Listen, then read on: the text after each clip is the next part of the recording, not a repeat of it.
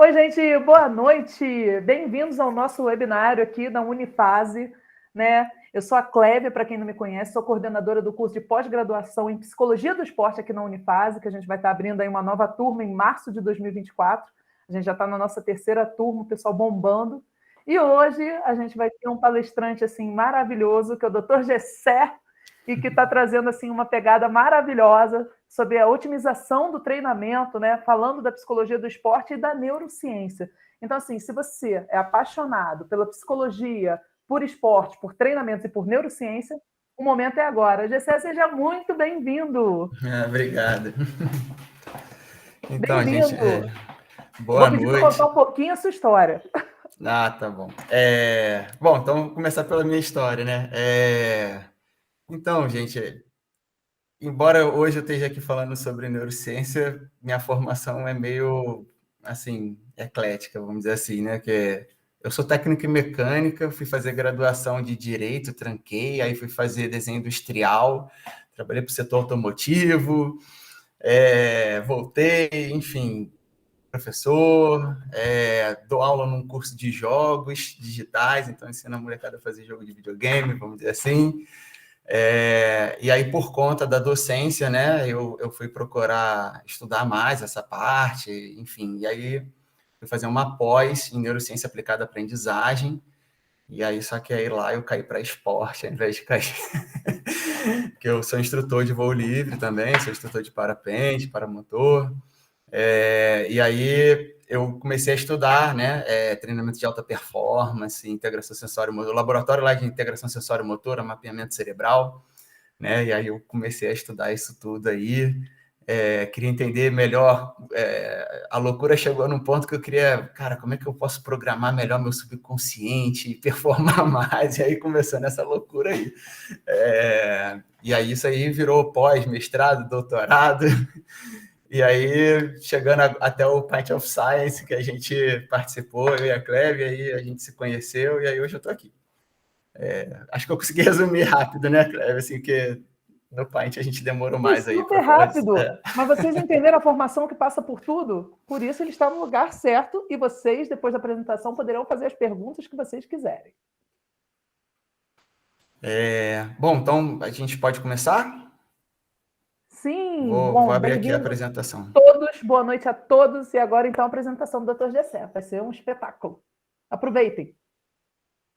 Então vamos lá, gente. Deixa eu pôr aqui para apresentar.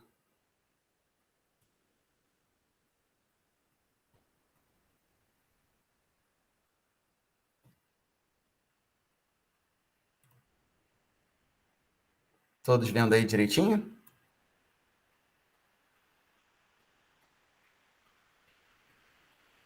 Beleza. Pessoal, eu vou começar a falar, fiquem à vontade aí para mandar mensagem no chat, a Clévia vai dando uma olhada para me interromper, e a gente transforma aqui mais num bate-papo do que qualquer outra coisa, tá bom? Eu vou tentar falar um pouquinho sobre algumas coisas que a gente pode estar fazendo para otimizar o treinamento, né? Então, vamos seguir. Clévia, posso só te pedir, eu não sei se dá para, se você me tirar aí como administrador, que aqui está pipocando todo mundo que está entrando aqui para mim. Posso. Obrigado. Então, vamos lá. Eu vou começar... Eu gosto de pôr essa história da uva passa. Primeiro que uva passa é um negócio meio polêmico, né? E quando eu falo disso aí presencialmente, eu faço uma breve dinâmica, assim, só para trazer a gente para algumas reflexões que acontecem no aprendizado. Então, eu vou só narrar, né, já que a gente está à distância, e trazer aqui um pouquinho da reflexão para a gente. Tá? Então, assim, eu acho que todo mundo aqui já deve ter se confrontado com a famigerada uva passa, né?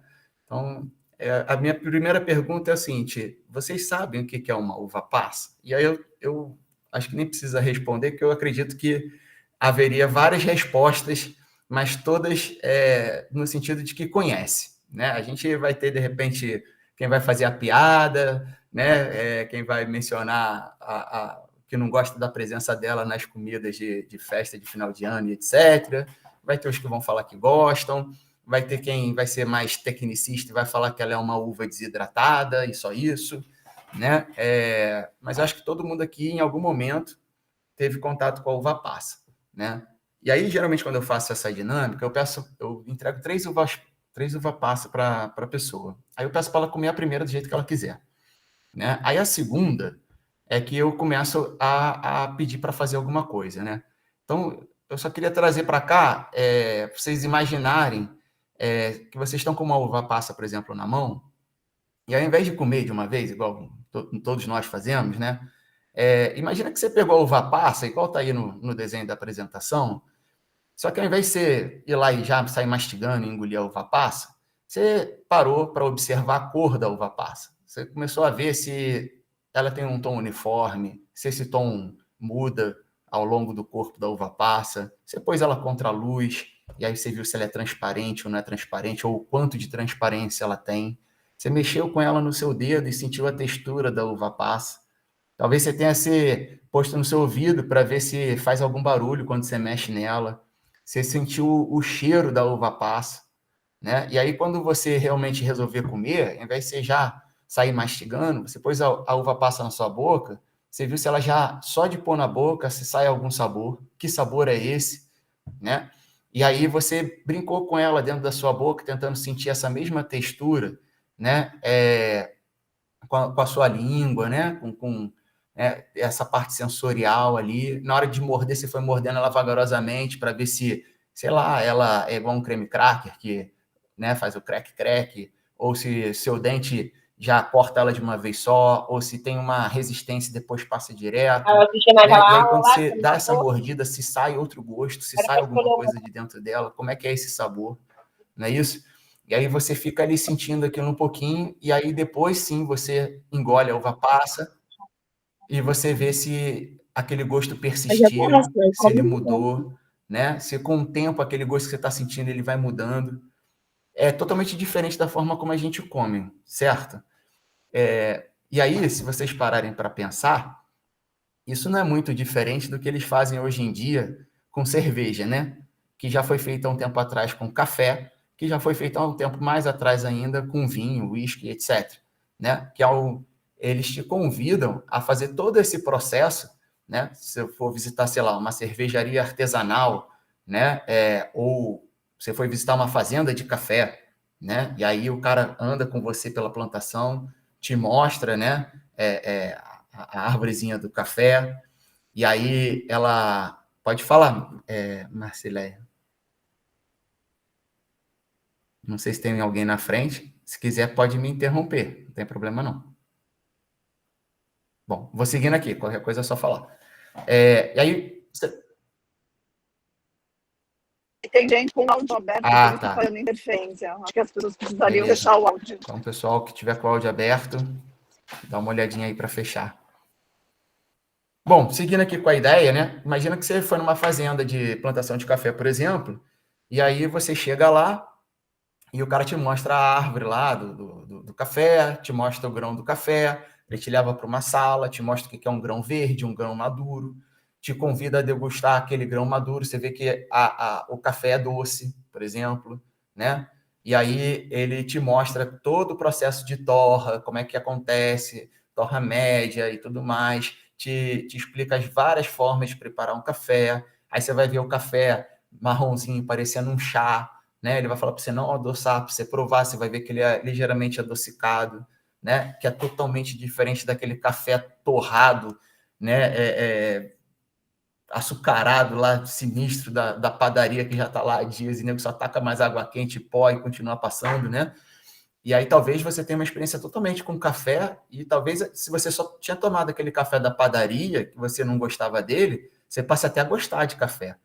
Mas se você passar a gostar de café, você não vai querer tomar mais o café da padaria, né? Você vai comprar um grão mais gourmetzinho, uma torra legal, você mesmo vai moer seu café, vai preparar seu café, né? Então, esse processo, né, foi usado, essa mesma dinâmica que eu falei aqui da uva passa, eles fazem isso nessa experiência de visitação, né? A mesma coisa acontece com uma cerveja artesanal. Depois que você faz isso, que você criou essas memórias todas, olfativas e visuais, sonoras e tal, você talvez, quando você vai beber aquela cerveja que você gostou, né, você não beba de qualquer jeito, igual, sei lá, você bebia uma Brahma ou uma Antártica antes, mas você também não faz toda aquele coisa, né? Mas você dá uma olhadinha, você degusta ela e tal. Isso talvez funcione para eles até para vender mais e continuar vendendo, né? Gerar essa cultura daquele produto que ele está tentando te mostrar o que é e por que é diferente, porque é especial, né? Talvez faça você gostar e apreciar mais ele, né? E aí faça você consumir mais ele. Mas isso aí para uma outra história. Então, o que eu queria trazer aqui é que quando a gente faz esse processo todo, a gente vai gerando essas memórias.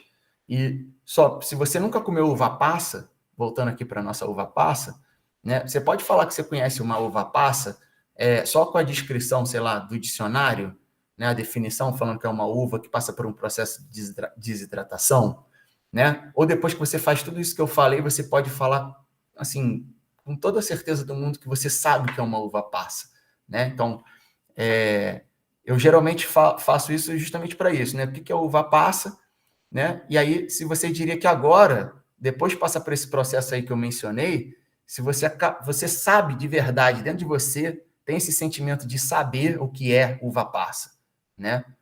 Então, isso aí eu falo porque isso está atrelado a... isso aí a gente pode falar que talvez seja uma prática... eu não chamaria de mindfulness, né? Mas para trazer a gente para uma atenção talvez mais plena, mais presente, né? Talvez assim no dia a dia de vocês, vamos pegar o café da manhã para Cristo, né? Uma refeição super importante e que muito provavelmente eu arriscaria dizer aqui que 90% de nós negligencia isso, né? Sem dar a devida atenção ao que a gente está consumindo, porque a gente já pega o celular, já vai olhando o e-mail, vai vendo um monte de coisa, ou está na correria saindo e tomando aquilo no meio do caminho para o trabalho, né? E a gente não faz essa prática, né? Então, essa prática, ela gera diferença na hora de estar aprendendo, tá? Então, voltando para a uva passa, sem antes a gente ter tido contato com a uva passa, a gente poderia dizer com propriedade que é uma? Provavelmente não, né? É igual a história eu estou comendo uma fatia de bolo de chocolate, né? Eu sei o que eu comi. Você pode conhecer bolo de chocolate, inclusive da mesma marca, do mesmo local, mas aquele bolo de chocolate que eu comi, ele é único. Inclusive, eu poderia dizer que aquela fatia é única, porque a fatia do lado talvez tenha mais chocolate, né? Ou esteja mais molhadinha, né? Ou mais ressecada, né?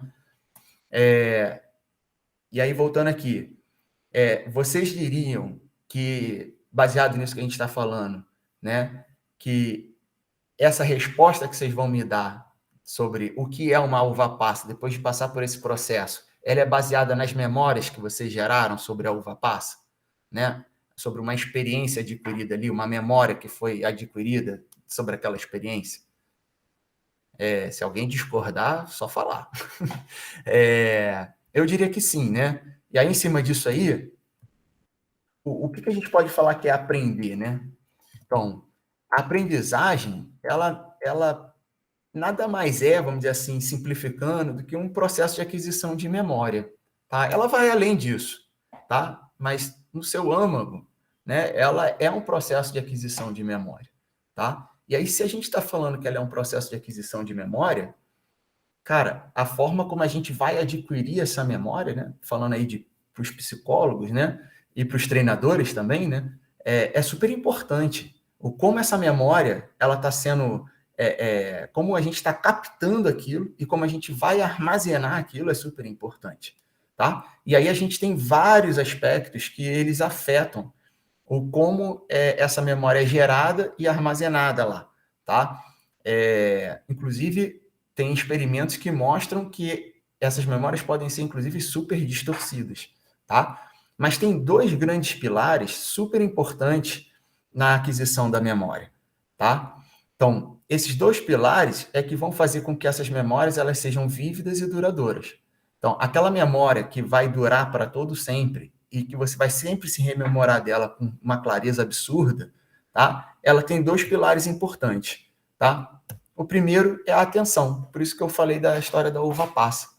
Porque quando a gente está com a atenção no que a gente está fazendo, a experiência é totalmente diferente, né? Então, assim, E aí trouxe um pouquinho aí a história da degustação da cerveja, né? Porque hoje aí tem cerveja artesanal, tá? Enfim, uma moda, o café também, enfim, tá? Então, a gente tem que falar sobre atenção e emoção. E aí tem algumas questões relacionadas à atenção e emoção que a gente precisa dar uma desmistificada.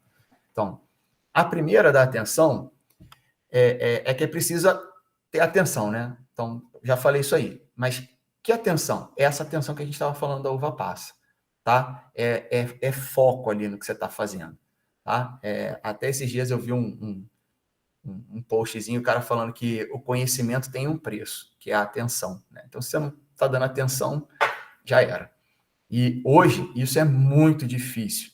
Por quê? A gente tem muitos distratores, né? O celular é um distrator absurdo, né? Então, a pessoa está tentando aprender e entra uma mensagem que ele nem precisava responder. Às vezes ele deixou para vibrar o celular. Às vezes é só uma luz que acende. Mas aquilo ali acendeu e enquanto o cara não olhar, ele não consegue voltar para prestar atenção no que ele estava fazendo, porque ele ficou curioso e ele quer saber aquilo ali, né? Então, dependendo da prática do esporte, né, o celular, beleza, não é um distrator, né? Mas a torcida pode ser um distrator, né? Tem várias coisas que podem ser distratores ali na hora do atleta estar performando, né?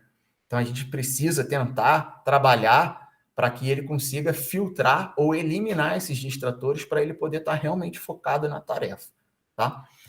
E aí, a outra é que não existe atenção dividida, né? Aquela história do multitarefa, né? Eu gosto de pegar aquela cena caricaturizada, né? Que é da mãe falando no telefone, mexendo na comida, aí com o pé tá balançando o carrinho do bebê, tá passando roupa, tá vendo o programa da TV que tá passando na frente dela. Isso não existe, tá? Ah, mas eu consigo fazer isso. Beleza, você faz. Mas você não tem esse multitarefa com múltipla atenção. O que existe é que você fica alternando entre cada tarefa, né, numa velocidade que pode ser super rápida, mas você está alternando. Então, quando você deu atenção ao que estavam falando no telefone, você não pegou o que estava sendo falado na TV, você não prestou atenção na roupa que você estava passando, na comida que você estava mexendo, nem na criança chorando no carrinho que você estava balançando. Você só prestou atenção no telefone. Então, você fica alternando, né? E aí, obviamente, que quando você está com atenção numa coisa, você perdeu todas as outras. Está com atenção naquela outra, você perdeu todas aquelas outras, né? Então, não funciona, tá? Então, quando estiver fazendo alguma coisa, né? Estiver fazendo um treinamento, é super importante estar realmente focado em uma única tarefa, tá? Inclusive, na hora do aprendizado, né? Que é o que a gente está falando aqui, dependendo da fase do aprendizado que a gente vai falar mais para frente, é inclusive muito importante que só exista um objetivo ali a ser cumprido, e não vários. Então, se você puder pegar aquela, de repente, ou a ação, né? Pensar no modelo de ação, né? Que o atleta tem que fazer, se puder quebrar aquilo de forma com que ele só tenha uma tarefa, depois outra e tal, e aí vai somando, igual a gente, sei lá, pode pegar o exemplo, sei lá, aquele clássico da alfabetização, né? B mais A, ba, né? N mais A, na. Aí vai lá, banana, né? Então, assim, é importante isso, principalmente nas fases muito iniciais. Porque, assim, se tiver que fazer tudo de uma vez, alguma coisa ali não vai sair. Ou vai sair, mas vai demorar mais tempo, uma vez que ele vai precisar estar focando naquela tarefa ali. Então, ele vai ter que dar atenção em uma coisa primeiro, para depois dar atenção em outra. Então, se você que está treinando já puder quebrar isso, né? Você, treinador, poder estar quebrando isso para o seu atleta, melhor, tá? E aí, vamos falar da emoção, né? Não há memória ou tomada de decisão, né? Se a gente vai falando de alguma coisa que demande uma tomada de decisão, inclusive tomada de decisão para fins de executar ou não um movimento, tá? Ou como executar um movimento. Então, não há memória ou tomada de decisão sem emoção, tá? A emoção, ela tá lá presente o tempo inteiro, tá? E quando eu falei de distorcer a memória, tem um fator emocional fortíssimo que pode distorcer e pode alterar a forma como ele está gravando aquela informação, tá?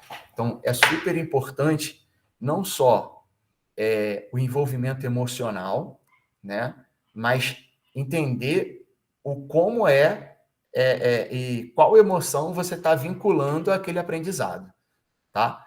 Então, é super importante isso, porque, assim, a gente está falando, dependendo do esporte ou do episódio, vamos pôr dessa forma, que a emoção pode gerar trauma, né? E aí vocês, psicólogos, sabem mais do que ninguém que dá uma trabalheira danada ressignificar alguma coisa, né?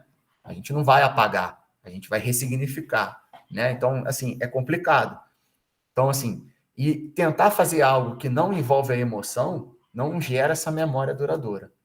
Então, a gente precisa engajar o indivíduo, né, o atleta, o aluno, enfim, emocionalmente e com uma emoção que vai somar aquela tarefa que a gente está querendo de uma forma que vai trazer qualidade, né, e não trazer um prejuízo, tá? E aí, eu faria assim, só para instigar aqui, né, talvez seja claro para os psicólogos, nem tão claro para os educadores físicos, mas, ou seja claro para todos vocês, não sei. Se vocês tivessem que chutar qual é a emoção mais forte, né? Qual seria? Né? Talvez os mais românticos vão falar que é o amor, né? Ah, o amor e tal. Não é o medo, tá? Então, o medo é o sentimento mais forte e duradouro de todos. Ele está no nosso, num sistema que a gente carrega com a gente, que está lá, super ancestral, reptiliano, vamos dizer assim, né? Que ele está ali para garantir a nossa existência, né? Então, o medo é fortíssimo, que é ele que vai fazer a gente se manter vivo, tá? E vai ser o mais forte de todos. Só que nesse caso aqui, porque a gente está querendo, se ele engajar ali na consolidação ali daquela memória ali, talvez seja um prejuízo danado, né? Ou não, dependendo do caso, né? Eu pratico esporte de alto risco, né? Vamos dizer assim. E o medo é algo presente, é óbvio, o tempo inteiro, né? Então, assim, saber trabalhar com o medo, principalmente na hora que você está treinando uma pessoa, é super importante, para você não fazer isso da forma errada, tá? Porque se fizer da forma errada, é um estrago danado, tá? Então, só recapitulando, a gente precisa de atenção. A atenção precisa ser num negócio só, porque ela não é multitarefa, tá? A gente precisa estar ali no presente, tá? O melhor estilo mindfulness, né? De atenção plena, tá? E a gente precisa estar envolvido emocionalmente, positivamente, preferencialmente, para trazer qualidade ali ao que a gente está querendo, tá bom? Então, vamos seguindo aí. Dito isso, quando a gente vai aprender, a gente tem 3 estágios, tá? A gente começa com um estágio que é o cognitivo, depois a gente vai passar para esse estágio associativo e, por último, a gente chega no autônomo, tá? Esse autônomo é o que algumas pessoas vão mencionar como a partir de 5.000 horas de treinamento, né? O autônomo é quando o cara não está mais pensando no que ele está fazendo, ele está fazendo aquilo ali sem pensar, tá? E isso aí tem inúmeras vantagens, mas para se chegar nisso aí, a gente tem que fazer um trabalho mega bem feito para ele funcionar da forma como ele tem que funcionar. A gente vai falar disso aí mais para frente. Vamos falar do cognitivo primeiro, para a gente ir passo a passo. Então, o cognitivo é aquela parte que você está entendendo e aprendendo. Então, algumas características aí durante essa fase cognitiva. Você aprende o que é necessário para executar uma habilidade, tá? E aí, quando eu falo necessário, é no sentido de necessário, tá? Esquece o supérfluo. É o basicão ali que você precisa, tá? Ocorrem erros frequentes, tá? Então, assim, a pessoa vai tentar executar o movimento e ela vai errar inúmeras vezes, tá? A atenção às decisões e procedimentos passo a passo. Então, assim, é importante que quando você vai estar ensinando e quem vai estar aprendendo, esteja pegando a coisa, né, no step by step ali, no passo a passo de cada coisinha. Igual eu mencionei antes, tentar quebrar de repente, aquele movimento complexo em movimentos simples e aí ir fazendo ali um passo a passo ali da coisa, tá? E aí, voltando ali, a atenção, né? A atenção à decisão. Então, de novo, você tem tomada de decisão o tempo inteiro e você tem a execução do movimento ali, passo a passo, e aí você está dando atenção àquele movimento simples ali, que é uma etapa dentre várias etapas ali do movimento maior, ou do que você está tentando fazer, que é maior, tá? Ou vamos chamar nesse momento que pode ser até um problema a ser resolvido, tá? A gente tem uma elevada exigência de atenção, muito pensamento. Então, o tempo inteiro nessa fase, a pessoa tá ali quebrando a cabeça de como ela vai fazer aquilo ali, né? Vou pegar aqui um exemplo assim para Cristo aqui, tipo, vamos dizer que você nunca andou de slackline, aquela fitinha que você anda em cima dela tem que se equilibrar, né? Você viu alguém andando, tem um colega tentando te explicar. Cara, você vai subir numa fita que você tem que ficar equilibrado, você está gerenciando um monte de sentimento ali, né? Se vai cair, se não vai cair, talvez você esteja eufórico, ansioso, enfim, tem um monte de coisa ali acontecendo. E a sua cabeça fica a milhão. Você está pensando um monte de coisa. Não, eu vou pôr o pé assim primeiro, ou sei lá, vou pular tudo de uma vez, ou eu vou sentar e vou tentar ficar em pé. E aí você começa, né?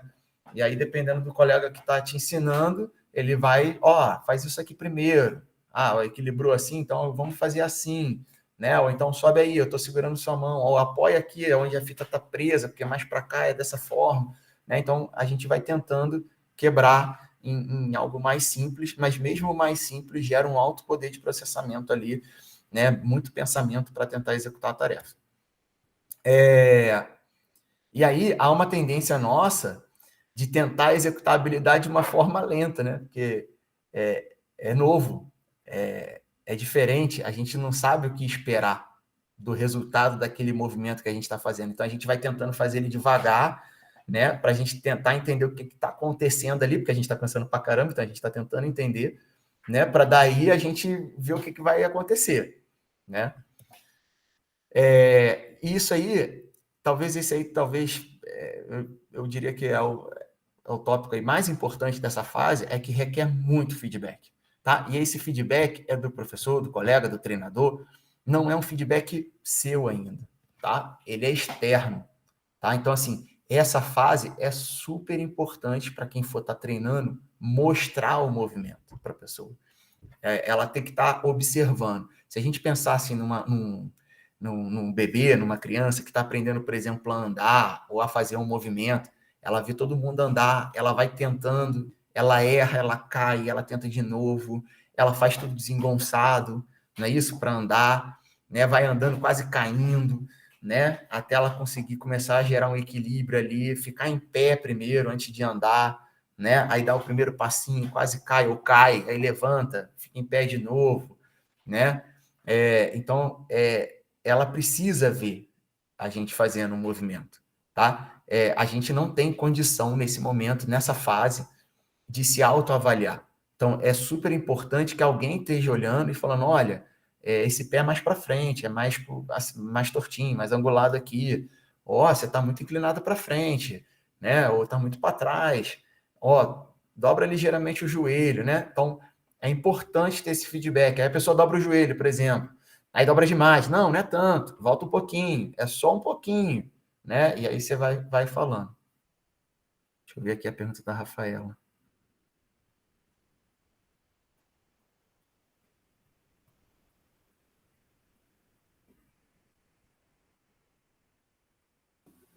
Gisela está perguntando assim, como a comparação pode prejudicar na aprendizagem na psicologia do esporte?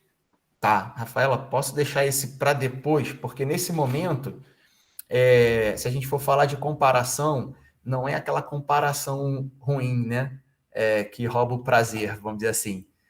Aqui é uma comparação de você estar vendo e você está tentando imitar para aprender, tá? Aí, nesse sentido, que eu acho que não é esse aí o que você quer saber do processo de imitação baseado na observação, acho que você quer saber da outra parte, aí eu falo mais para o final. Se eu esquecer, pode me cobrar, tá bom? Então, voltando aqui, a gente fecha aqui, assim, talvez com a parte mais importante dessa questão. Feedback, o tempo inteiro, muito feedback, tá?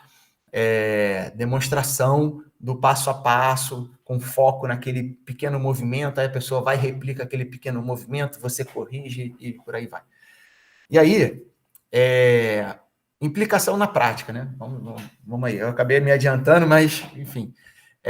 Melhor forma de aprender na fase cognitiva. Então, ter a tarefa demonstrada garante um auxílio visual e uma imagem mental, E aí vamos falar dessa imagem mental. Quando a gente está aprendendo uma tarefa motora, a gente vai criando um modelo daquele movimento na nossa cabeça, né? E a gente vai imaginando aquele movimento e a gente vai tentando executar aquele movimento, e aí aquele movimento não sai da forma como a gente imaginou, e a gente vai corrigindo, até vai refinando e tudo mais. Então, nesse momento inicial, é importante formar essa imagem mental do movimento. E aí vai fazer essa imagem mental através desse processo de observação e imitação, tá? E aí, os neurônios responsáveis pelo controle motor, né, respondem quando uma ação é observada. E aí aqui eu vou fazer aqui um aposto, aqui, um adendozinho, que é o seguinte, falando da parte encefálica, né, a gente tem uma circuitaria, né, o engajamento de determinadas regiões, elas são comuns na tarefa de observação, de imaginação do movimento e de execução do movimento. Então, quando o indivíduo está observando, né, quando ele está imaginando o movimento, né, ele está ativando áreas que são similares, né, são áreas que também são ativadas durante a execução do movimento. Tá? Então, falando de aprendizagem, é super importante esse processo de observar e tentar imitar e criar esse modelo mental. Tá? E aí começa a ter o engajamento, né, desses neurônios ligados à parte de controle motor, inclusive. Tá?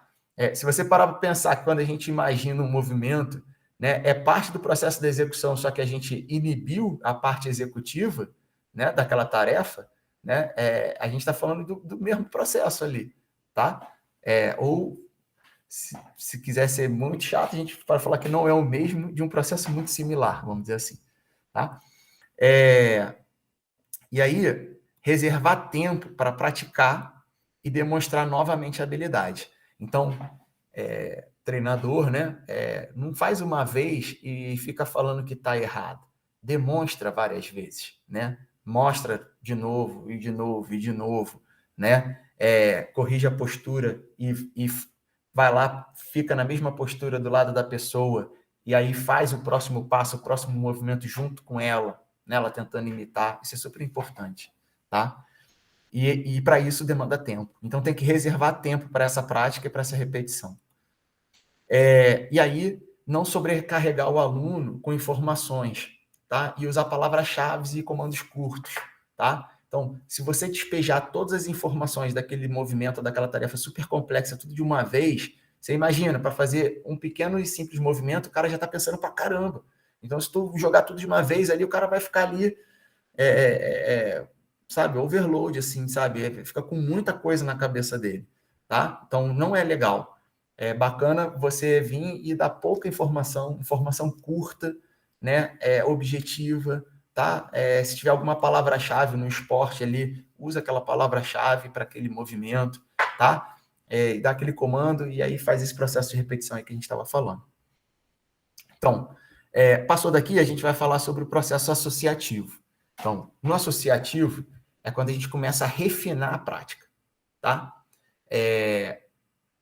E aqui começa a já ter algumas outras coisas que podem começar a atrapalhar ou que vão ser importantes para aquele último processo lá. Então, nesse primeiro processo que a gente falou, que é o cognitivo, a gente tem essas questões chaves que elas vão ser o alicerce lá para aquele automatismo, autonomismo, tá? E aqui no associativo a gente vai começar a ter outros.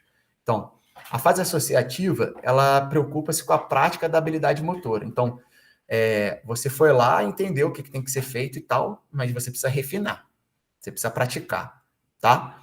E aí, nessa fase, o aluno normalmente, né, coisas que acontecem, refina a precisão e a consistência da habilidade motora. Então, ele começa a acertar mais vezes o movimento, né? Então, falando lá do bebê aprendendo a andar, ele começa a acertar a passada dele, né? A errar menos, cair menos, ter mais consistência no que ele está fazendo ali, né?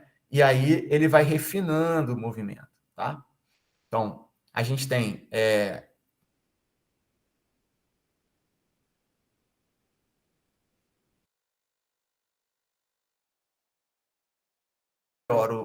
essa precisão do inclinado para o tanto que ele botou o pé na frente, tá? a um número reduzido de erros, porque ele começa a errar menos, né? O indivíduo gradualmente se torna mais bem-sucedido e fluente, tá? Então, aí é a hora que ele começa a acertar, né? E começa a ficar mais fluido aquele movimento, aquela tarefa e tudo mais. Eu vou voltar nesse cara daqui a pouco aí para falar um lado ruim. O aluno começa a fazer uso do feedback intrínseco ou sinestésico. Então, nota, nessa fase, sim, você sabe o que você tem que fazer, você já entendeu qual é a mecânica ali do movimento, você já tem o teu modelo mental do que você tem que executar, mas aí você começa a conseguir perceber aonde você errou. Na fase anterior, você não percebe, por isso que você precisa de alguém externo para falar, cara, não é assim, você tem que fazer assim, assado. Nessa você erra, você fala, putz, errei, eu tinha que ter feito daquela forma. E aí você faz de novo. E aí você vai fazendo até você ir acertando e melhorando a precisão, e, enfim, ficar com mais consistência e tudo mais. Tá? Então, tem esse feedback já intrínseco e o sinestésico. Você começa a se perceber melhor no espaço, você começa a perceber onde você deveria estar, né? Então, a gente está falando aqui de todo uma coleta de informações de propriocepção, um monte de coisa aí para a galera da educação física, né? Então, assim, é bem legal quando você vê que o aprendizado chegou nessa forma, porque daí fica mais fácil, inclusive, a frequência da prática. Porque quando o indivíduo ele começa a perceber a própria falha, ele começa a poder praticar aquele movimento sem a presença do treinador, por exemplo, que ele precisa no estágio anterior. Então, ele consegue, talvez, pensando na dinâmica da vida, né, de trabalho, e enfim, até a questão financeira, da hora do treinador e tal, ele começa a poder treinar mais vezes, né, e botar mais horas de prática, tá? E aí, também nessa fase, a gente começa a prestar atenção ao feedback simultâneo, tá? Durante a performance, durante ali a execução, tá? Eu vou voltar lá para falar ali um pouquinho daquele ali do indivíduo que gradualmente se torna mais bem-sucedido e fluente. Tem que tomar cuidado, que eu vou falar aqui numa próxima parte aqui do associativo, porque isso aí, agora falando para os PCs aí, né, pode gerar o sentimento de que agora eu já sei, eu não tenho que melhorar, eu já sou bom, eu já sou fluente, tá? Dá aquela estagnação, às vezes, no treino, tá? Então, é legal trabalhar esse aspecto psicológico também, para a pessoa não chegar assim, não, agora eu já sei. Não, tem muita coisa ainda para aprender, tá? Mas é porque já começa a ter resultado, vê que está fluido. Não, já aprendi. Não aprendeu, né? Você aprendeu o início, né? E aí, implicações na prática, que vai entrar nessa questão aí. O estágio é normalmente mais longo que o cognitivo. Então, a gente começa com aquela parte inicial do cognitivo, mas quando a gente cai nesse associativo, aqui a gente está falando de horas e horas e horas de treinamento, tá? Então, assim, eu falei que tem autor, né? Tem artigos, fala de 5.000 horas para o automatismo. Então, você imagina que o cara gastou, sei lá, 30, 50 horas, estou exagerando, tá? Talvez, dependendo da atividade que ele vai fazer, não chega a isso, tá? Às vezes, sim, 3 horas, 5 horas de treino, ele passe já do cognitivo para o associativo naquela determinada tarefa motora, ou menos até. E aí ele cai nesse estágio que você imagina, para ele pular para o próximo, ele ainda vai fazer 5.000 horas de treino. É coisa pra caramba, tá? Então, esse estágio ele é super grande. Nesse estágio, tem uma fase de rápida melhoria. E aí é aquilo que eu estava falando. Melhora muito rápido, acha que já sabe, começa a praticar menos. Praticou menos, demora para passar para a próxima, porque essa aqui é uma fase longa. As execuções das ações ficam mais suaves, mais precisas, mais bem cronometradas, tá? E mais eficientes. Então, a gente está falando daquele acerto do timing, né? O cara começa a acertar o timing certinho do que ele tem para fazer, tá? Então, tudo fica mais fluido, vai encaixando, tá? Começa a usar dicas mais complexas e detalhadas.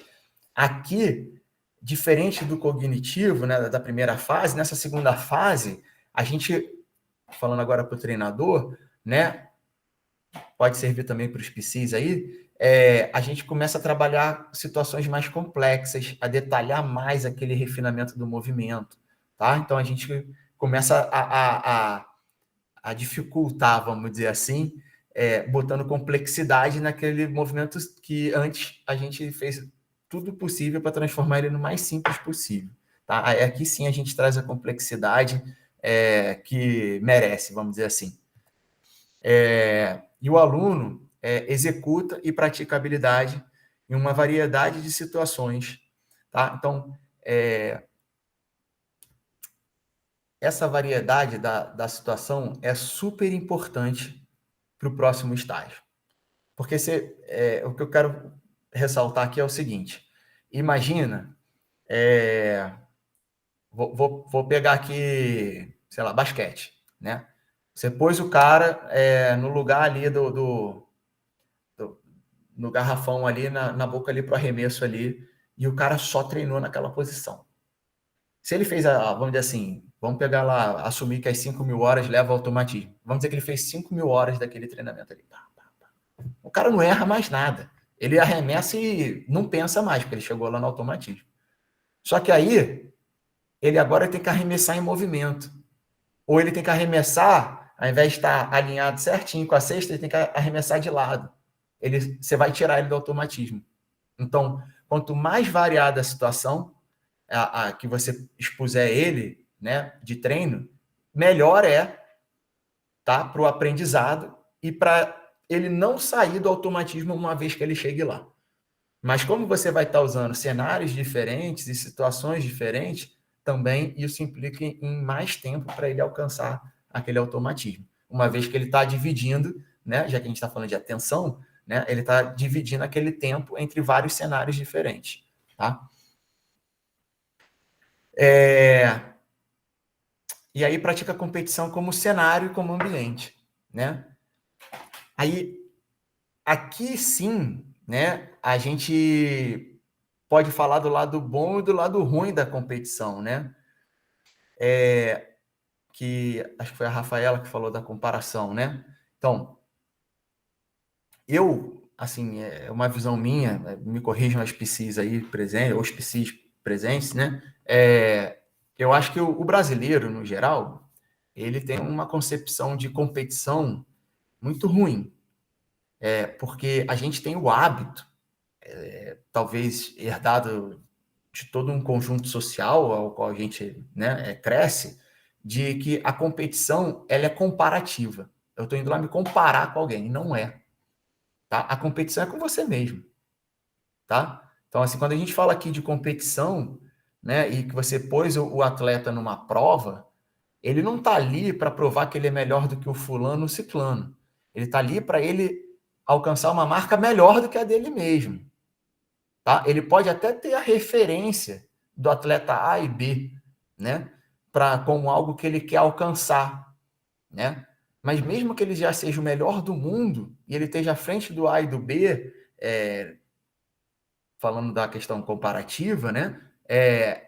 Aquilo ali é como se fosse só um baseline ali, um benchmark, um padrão de monitoramento do quanto as pessoas estão performando no esporte. Mas ele não tem que estar ali para se comparar com fulano ou ciclano. Ele tem que estar ali para se comparar com ele, né? Então, por exemplo, eu estou treinando para, sei lá, fazer uns 100 metros rasos em X segundos, né?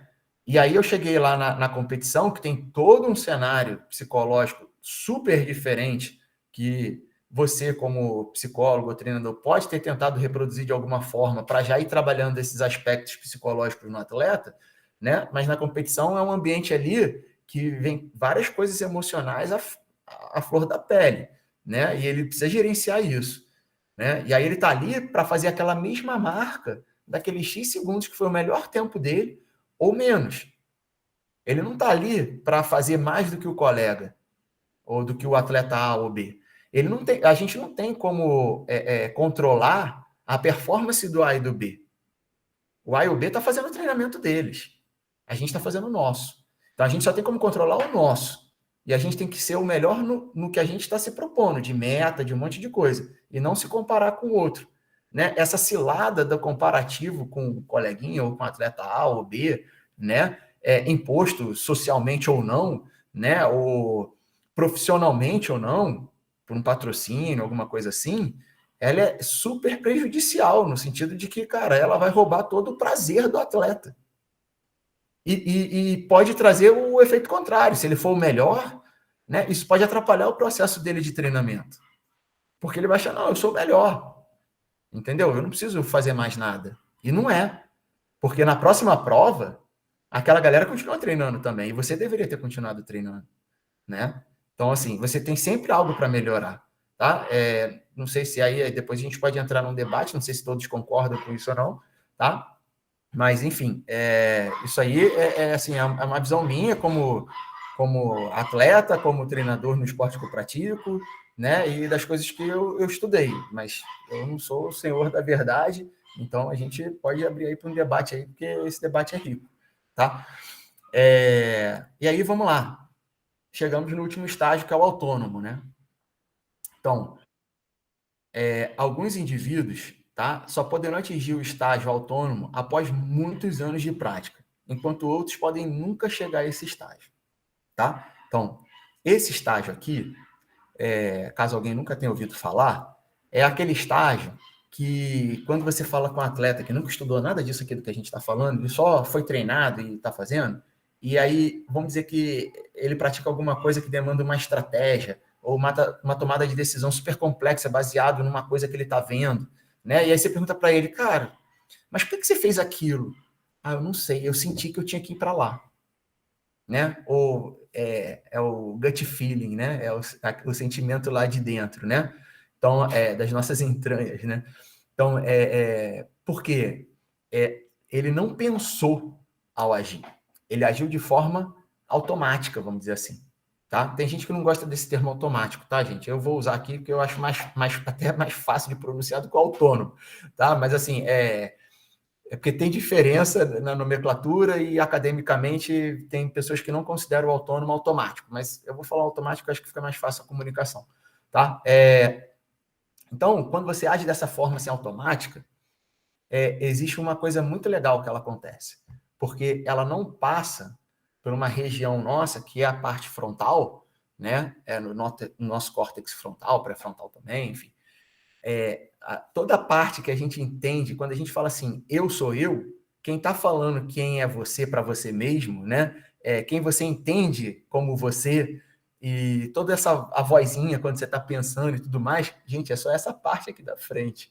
Tem uma galera lá atrás funcionando e que não a gente nem tem consciência dela, tá? Que falando aí, entraria na parte do que a gente poderia chamar do subconsciente, tá? Porque não é consciente ali, tá?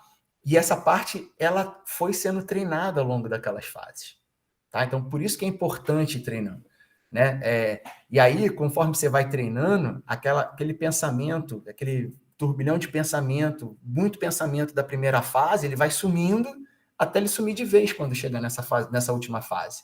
E aí, quando a gente não envolve essa parte frontal, a gente tem um ganho de processamento absurdo. Então, a gente consegue agir muito mais rápido, tá? A gente está falando de milissegundos, mas é uma diferença de milissegundos violenta, tá? Na tomada de decisão, tá? E ela vai acontecer de forma automática, tá? Num nível subconsciente, tá? Então, é muito legal isso, porque quando a gente está falando de alta performance, a gente está falando de que cada milissegundo vale, né? Então, assim, se aquele atleta ele precisa, sabe, esse milissegundo às vezes, tá? Por mais que o esporte seja um esporte de repente de resistência e tudo mais, tá? Esse milissegundo pode estar atrelado, inclusive, na dinâmica do próprio movimento que ele está executando, tá?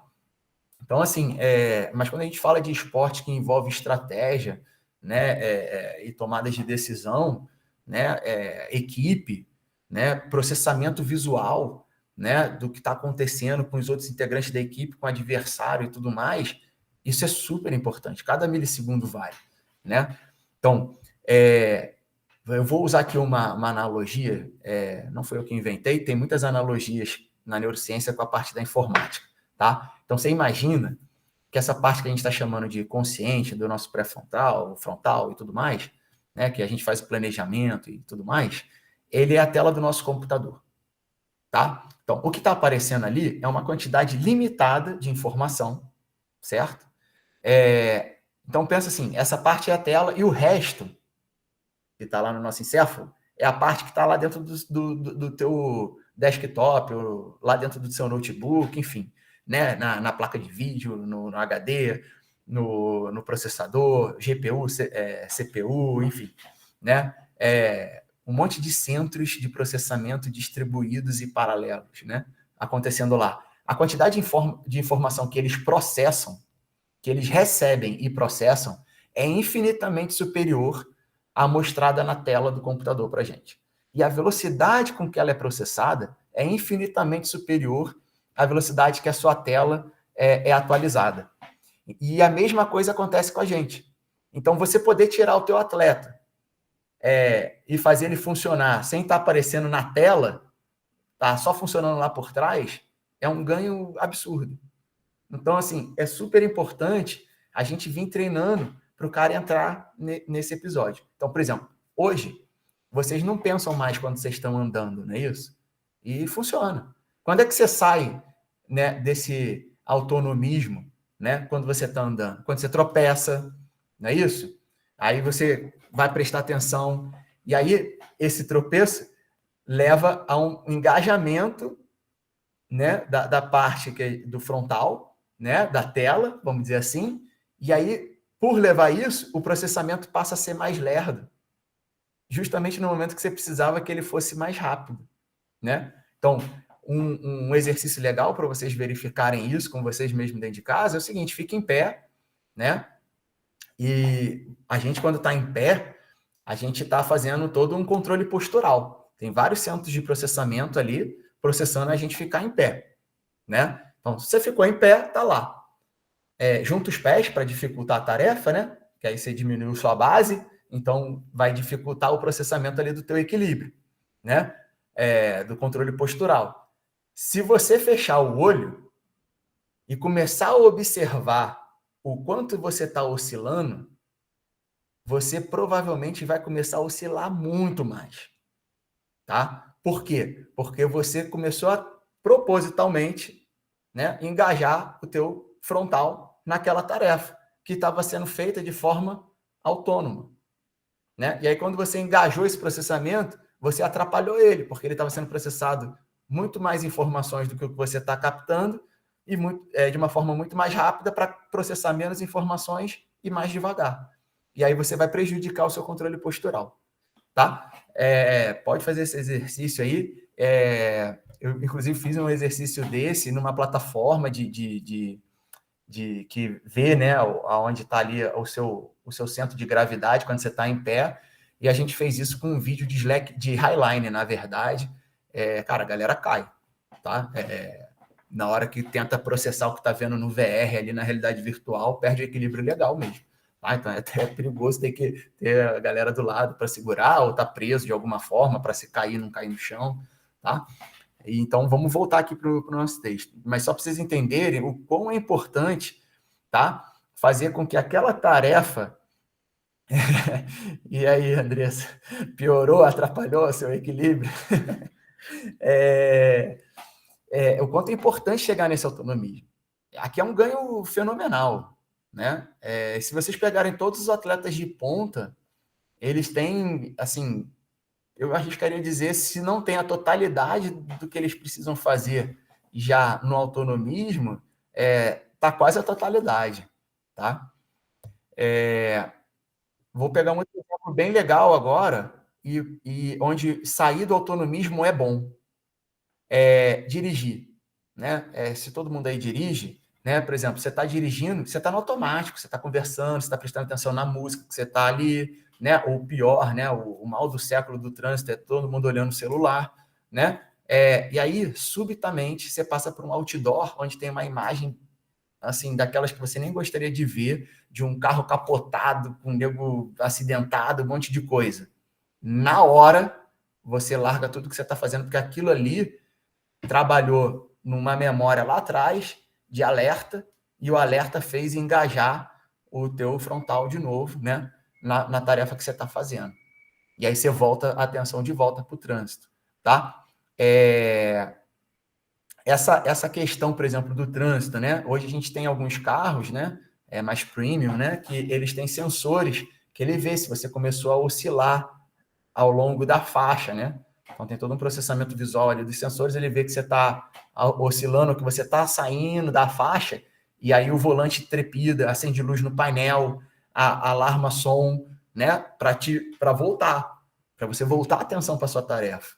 Você não está fazendo ela legal, né? Porque você dispersou e começou, como você não estava pensando naquilo, às vezes, aonde estava a parte que está pensando, te levou para uma outra coisa, a ponto da parte que estava ali no autonomismo, né, no automático, parar de fazer adequadamente aquilo ali para começar a pensar e executar outra.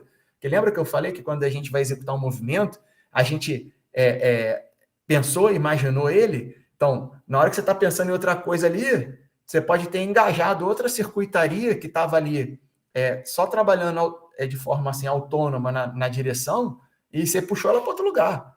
Ou simplesmente você está dormindo mesmo, que é para isso que foi inventado o sensor, e ele tenta te acordar. Tá? Mas vamos voltar aqui. Então, no estágio autônomo, os indivíduos apresentam o seguinte. Então, eu já falei para caramba, né? Mas vamos pegar a parte aí para ficar didático. O indivíduo analisa o próprio indivíduo e ajusta suas próprias ações, tá? Então, aqui, cara, você já olha, você se avalia, você está avaliando sua ação, tem toda uma circuitaria que fica envolvida no monitoramento da tarefa, né? Então, você já está o tempo inteiro corrigindo ela. Então, vamos pegar assim, por exemplo, a gente falou do bebê andando, né? Mas aí ele está na sala, plano, tudo bonitinho, né? Aí você imagina que um atleta, sei lá, um corredor de montanha, que está correndo num solo totalmente irregular, fazendo as pisadas, ali ele está pegando a propriocepção ali, jogando aquilo ali, processando, e já está ali no autonomismo, e aí, olha que barato, ele já está pegando aquela informação, está processando e está ajustando o próprio movimento sozinho, sem nem estar pensando, tá? A sequência e o tempo das subrrotinas são automáticos. Atenção menos consciente, tá? Então, assim, aquela atenção super ativa lá do início, né? Que você está tentando processar aquele bando de informação com a parte que processa devagar, agora é processada de forma rápida, então você não tem consciência mais da atenção, porque a gente está captando um monte de coisa, né? Por exemplo, eu estou falando aqui com vocês, né? Vocês estão usando a audição e a visão, mas vocês estão captando um monte de coisas. Quem está sentado na cadeira está sentindo a cadeira, mas você não está pensando nisso, mas está sendo processado por você, né? A gente está falando daquela onda de calor, talvez esteja quente pra caramba onde vocês estão, e você está sentindo o calor, mas você não está pensando no calor, porque você está focado aqui, né, na visão e na audição, né? Então, você tem uma parte menos consciente, porque lá no início você está pensando em tudo. Você está tentando processar tudo. Tá? Então, aqui ela está menos consciente. Já estou terminando, tá, gente? Prometo que eu vou ser breve aí. Processa grande quantidade de informações que ocorrem sem a sua atenção, tá? Que é o que eu estava falando antes. Alto nível de suavidade, eficiência, precisão e performance, e principalmente sem estresse. Tá? Então, precisa. Se tiver estresse, não está no autonomismo. Tá? Então, é preciso trabalhar para arrancar esse cara fora. Tá? E esse estresse ele pode vir de vários lugares que não necessariamente estão ali. Né? Então, vou pegar aqui foi lá o treinador, treinou o atleta, ele já está no autonomismo e tal, performando pra caramba e tudo mais. E aí, ele chegou no dia da prova sob estresse, mas é um estresse que pode ter sido familiar. O patrocinador pode ter falado com ele, falou, cara, se tu não ganhar mais essa aí, eu vou ter que cortar teu contrato. E aí ele entra sob estresse. E aí, se ele está sob estresse, ele não vai engajar de forma autônoma, tá? No autonomismo ali, de forma automática e tudo mais. A cabeça dele vai estar interferindo naquilo tudo ali, tá? Então é importante a gente trabalhar esse aspecto aí. E aí, eu falei aí o tempo inteiro do indivíduo, né? O indivíduo e a tarefa, né? Então, quando a gente fala aí de desenvolvimento, né, a gente tem 3 áreas aí, né? Vamos dizer assim, 3 coisas a avaliar. Então, a gente tem o indivíduo, que a gente vai falar de hereditariedade, a parte biológica, fatores intrínsecos do indivíduo, né? A gente vai falar da tarefa, né? Que eu também fiquei falando. Então, tem fatores físicos da tarefa, tem mecânicos, falando de biomecânica, né? E tudo mais. Mas a gente tem também o ambiente, que eu só falei brevemente quando eu falei que a gente precisava treinar em cenários e situações diferentes, tá? Então, a gente tem aí o ambiente também, que tem um grande papel nessa parte de desenvolvimento, tá? E que a gente não pode negligenciar ele, tá? E aí, na parte do ambiente, a gente tem experiências, o aprendizado, motivação e fatores extrínsecos, né? Que está fora do indivíduo ali. E aí, dependendo do esporte, a gente ainda tem um outro cenário, que é esse daqui. O indivíduo, o equipamento, né, e o ambiente. Eu chamei aqui de natureza, tá? Então, você precisa trabalhar, falando do treinador, e falando aí, pode ser para os PCs também, dependendo do trabalho que vocês façam. O indivíduo com o equipamento, tá? Então, o indivíduo precisa ter esse contato e juntar ali com o equipamento, tá? Eu vou voltar nesse cara daí. E o indivíduo com a natureza, entendendo como é o equipamento com a natureza também, né? Então, se a gente falar de remo, ou no meu caso lá do voo livre, né? Como é que o parapente funciona no ar, né? Como acontece ali, né? Na hora que eu estou remando, né? Sei lá, canoa, enfim, o tipo de canoa, ou, enfim, que o cara está sentado ali, está dentro daquele equipamento, como é que é a interação dele com aquele equipamento, a pegada dele no remo, né? Porque aí ele, tô pegando o remo dessa forma, assado, tem que pegar daquele outro jeito. Então, ele tem que se tornar um com aquele equipamento ali, e ele precisa entender como aquele equipamento atua na natureza, até para que o movimento dele extraia o máximo de performance do equipamento dele na natureza, tá? No ambiente que ele está, tá? E aí, falando do indivíduo no equipamento, nosso cérebro, né, nosso encéfalo, nosso sistema nervoso, vamos dizer assim, como um todo, né, ele tem uma propriedade muito bacana, porque quando a gente pega uma ferramenta, aquela ferramenta, rapidamente, a gente começa a enxergar ela como uma extensão do nosso corpo, né? Então, vou pegar aqui o exemplo do carro de novo. A galera que dirige e gosta de carro, por exemplo. Aí você passa num buraco, você chega até a falar, ai, não é isso? Você sentiu dor? Aconteceu alguma coisa? Não. O teu carro bateu no buraco. Mas o carro virou extensão de você, né? Você já encaixou no movimento ali na hora de fazer uma curva, né? A força G, tudo que está acontecendo ali, você já sabe, é uma simbiose que vai acontecendo, né? E isso vai desde um equipamento complexo, como eu falei, de um carro, por exemplo, a algo simples, como um lápis, uma chave de fenda, né? Um controle remoto, falando de esportes, né? O cara ali ele vai criando uma simbiose ali com aquele equipamento, tá? Então, assim, isso tudo é importante. Quando a gente está falando, sei lá, do esporte que envolve o teclado, o mouse, cara, o mouse do cara é o mouse dele. Não troca o mouse dele ali naquela hora, não troca aquele teclado que ele está acostumado, né? Ele já criou uma simbiose com aquele equipamento. Do mesmo jeito que o ciclista, ele já tem uma simbiose ali com aquela bike dele. Trocou a bike, é outra geometria. Ele vai se adaptar de novo, né? É óbvio, quanto mais alto o nível do atleta, mais rápido ele faz a adaptação. Mas é importante isso aí, tá?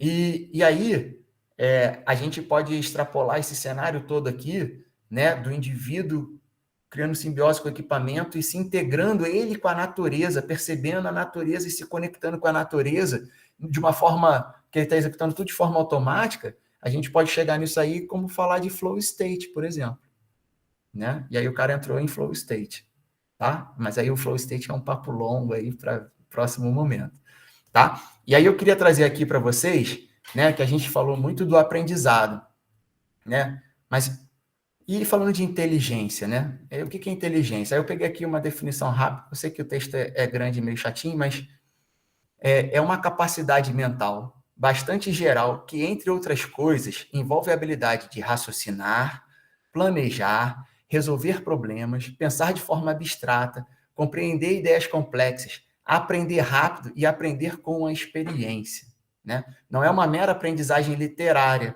uma habilidade estritamente acadêmica ou um talento para sair-se bem em provas. Ao contrário disso, o conceito refere-se a uma capacidade mais ampla e mais profunda de compreensão do mundo à sua volta. Pegar no ar, pegar o sentido das coisas ou perceber uma coisa, tá? Então, a gente pode perceber por essa definição, pela parte que eu estava falando do que a gente processa, que não está nessa parte que a gente está consciente dela, que a gente é muito mais do que o que a gente pensa que é, tá? Então, quando estiver lá lutando contra alguma coisa, tentando aprender, lembra que você é muito mais do que o que você acredita ser, e você consegue alcançar muito mais coisa, tá? Então, seja agora entrando aí para a psicologia do esporte, na pós, pensa que vocês vão chegar lá, mas vocês vão conseguir muito mais do que vocês vão conseguir, porque a gente é uma máquina, cara, sensacional, né? Ímpar, tá bom? E, gente, era isso. Estou aberto aí para as dúvidas. Obrigado aí pela atenção aí de todos. Ei, Gessé, que maravilha! Eu fiquei pensando várias coisas durante sua apresentação, né? A primeira é que eu vou provar de novo uva passa no arroz e vou tentar ressignificar. Não, porque, olha lá, a Aline está concordando comigo, porque eu já pensei assim, quem sabe eu só não gostei justamente porque eu não parei nesse mindfulness, naquele processo de atenção plena, né? Aí, quando você está falando ali da atenção que você traz, poxa, atenção e emoção, só flui se tiver emoção envolvida. Gente, isso é a nossa cara, é a cara da psicologia do esporte, é real, a psicossomática, então, fala muito disso, e a gente fica, assim, achando isso incrível. Obrigada, obrigada, obrigada pela apresentação. Eu vou fazer uma pergunta que está aqui no chat, depois a Glaucia quer falar. Ó, a Andressa fez uma pergunta muito interessante, que a gente escuta muito dentro das academias, e que realmente os relatos são os melhores possíveis. Eu gostaria de saber como a atenção tem a ver com o desenvolvimento da musculatura. Eu lembro de uma época que, por prática, eu botava em prática, né, a atenção focada ali no músculo, pois eu vi um profissional falar sobre isso enquanto treinava. E foi a época que eu tive mais resultado. E aí, o que você tem para falar para a gente sobre isso? Então, tem um experimento muito legal, tá? Isso é provado academicamente, né? Não vou falar da academia especificamente, mas quando a gente faz o trabalho de imagética motora, tá? Tem trabalho provando que você imaginar um movimento, tá? Então vamos falar lá da academia, né? Tem que levantar X quilos lá. Você imaginar o movimento, você não precisa estar levantando de fato, não. Você só imaginar ele traz ganho de força. Agora, isso não traz hipertrofia. Obviamente, você não executou. Então, como é que aumenta a minha força? Como é que eu ganho força? O fato de você estar imaginando o movimento, né? Quando você vai executar, há um engajamento maior de neurônio motor, tá? E aí você tem ganho de força. Então, na verdade, quando você está fazendo sem consciência, só na repetição maluca, né? Tem uma quantidade X, vamos dizer assim, engajada, né? E você vai hipertrofiar, obviamente, aquela história toda, mas quando você faz um trabalho de imagética motora, você engaja mais a galera. Então, se você engaja mais e você ainda faz o que tem que fazer lá da repetição e da execução, cara, o ganho é absurdo, é muito melhor. E isso na psicologia do esporte, quem já é formado aqui na pós, viu visualização e funciona, olha lá. E quem está formando vai ver, e quem vai entrar para a próxima turma vai ver também. E quando a gente fala isso, gente, se você ganha força, a partir do momento que você está se sentindo forte, que você está ganhando essa valência física, você vai colocar mais peso. O que vai acontecer com a sua musculatura? Vai crescer. Então, a hipertrofia é consequência. Aí eu sei que a gente já passou de 1 hora, tá, Gessé? Mas aqui, a Glaucia fez uma pergunta e a Vitória também. Bom, oi, Glaucia, boa noite. Pode fazer sua pergunta. Obrigado por estar aqui.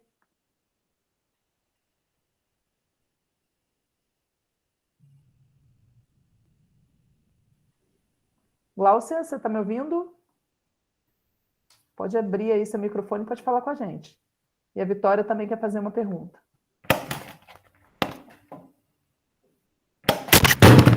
Ó, a Aline colocou aqui, ó, que para quem está viajando ajuda até a diminuir a ansiedade por não estar treinando, então você faz esse processo de visualização. A Andressa está falando aqui, fantástico. Bom, será que então a Vitória fala com a gente enquanto a Gláucia não conseguiu abrir o microfone? Vitória, olá, boa noite.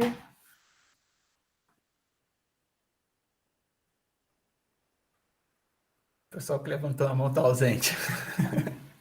Será que levantaram sem querer e não estão vendo que pode ter acontecido, Pode né? ser. O que acontece da gente barrar, tá, gente? Então, temos mais alguma pergunta?